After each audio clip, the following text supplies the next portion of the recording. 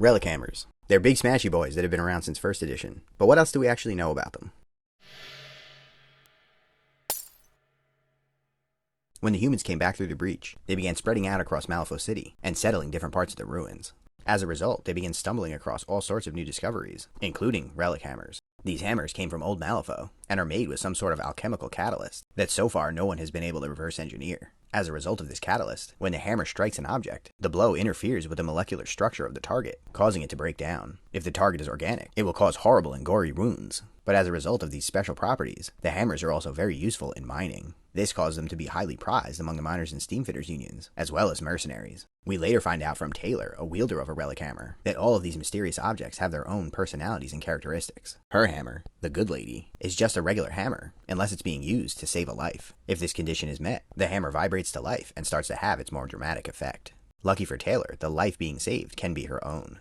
Later we would learn that the Relic Hammers were created by the Nameless, 13 hammers for 13 tyrants. The Nameless had allied with the Tyrant Council in order to oppose the tyrants who were wreaking havoc across Malifaux. She created the Relic Hammers that were then used to seal the Red Cage and trap the tyrant Sharufe, one of the most dangerous of the tyrants. Though the Nameless was instrumental in defeating the tyrants, she would soon be considered a tyrant herself, and the people rose up against her and sealed away her physical form.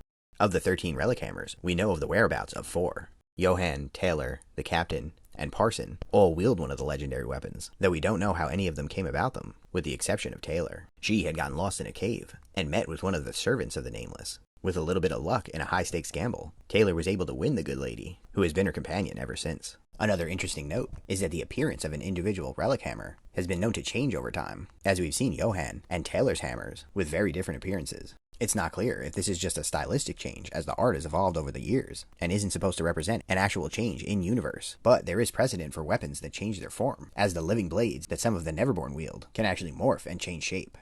In game terms, the Relic Hammers tend to have a consistent profile among the wielders, though it's changed a bit over the years. They've always had a 3-4-6 damage track, and have sported a melee range on the very high end of what's common for the edition, 3 inches in 1st and 2nd edition, and 2 inches in 3rd edition. The accuracy of the weapons depends on the wielder, and ranges from 5 to 7, and in every edition they have a special property that allows them to do extra damage to certain targets, or ignore certain defensive abilities, though the details have changed over time. In 1st edition, they ignored armor, and got positive twists to the damage flip against constructs. This all falls in line with their properties, since breaking down the molecular structure of the target would be particularly devastating against armor and metal machines. In 2nd edition, they lost the ability to ignore armor, but still got double positive twists to damage against constructs, and this time also against tyrants. This falls better in line with the origin story of the Relic Hammers, as they were invented specifically to oppose these evil entities. Now in 3rd edition, they've lost most of their special characteristics, and currently they only ignore shielded by default. This could be seen as a significant nerf, but it's worth noting that most Relic Hammer wielders have a wide range of triggers available on the attack.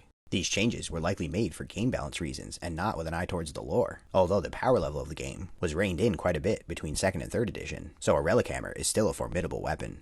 In addition to all that, Relic Hammers can be acquired and wielded in the Through the Breach RPG. Since Through the Breach is based on 2nd edition Malifaux, the rules reflect as much, and the Relic Hammers maintain their double positive twists to damage flips against constructs and tyrants. Interestingly, Relic Hammers are classified with very few other weapons as rare items, which don't have a cost associated with them, and can't be purchased under normal circumstances. They're wielded as heavy melee weapons, which makes sense, since they're usually depicted as large maul-like hammers. We also get one more added detail, that Relic Hammers thrum when a tyrant is near. This is kind of reminiscent of elvish weapons in Lord of the Rings. They glow blue when orcs are nearby, except that dealing with a bunch of orcs sounds like a walk in the park compared to facing a tyrant.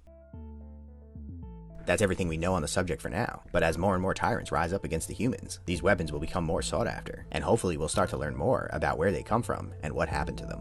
While you're here, don't forget to like and subscribe, and drop a comment below and let us know which of the Relic Hammers you think is the coolest design. Special thanks to the extremely cool kids here on Patreon, the Steam Powered Scoundrels, Dogmatize, and Biclops Gladiator Games. Thanks for watching.